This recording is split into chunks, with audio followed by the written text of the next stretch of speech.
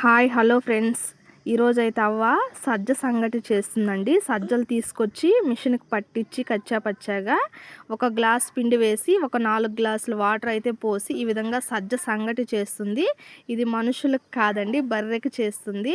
అవ్వ మనుషులకే కాదు బర్రెలకు కూడా వంట చేస్తుంది అనమాట. ఈ విధంగా ఇది ఎందుకంటే మా బర్రెకి వచ్చేసి ఇప్పుడు డెలివరీ అయింది కాబట్టి ఇప్పుడు సజ్జ సంగటి పెట్టాలంట.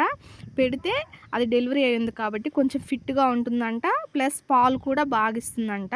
ఉడకపెట్టుకొని ఇది బాగా చల్లారిన తర్వాత దీంట్లో కొంచెం తౌడు వేసుకొని పెట్టినట్లయితే మనకు బర్రెలు అనేది బాగా తింటాయి, హెల్తీగా కూడా ఉంటాయంట.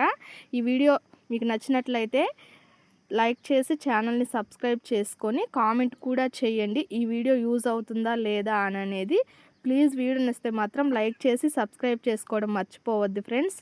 అవ్వ వీడియోలు ప్రతి ఒక్కరూ చూస్తున్నందుకు థ్యాంక్ యూ సో మచ్ అండి.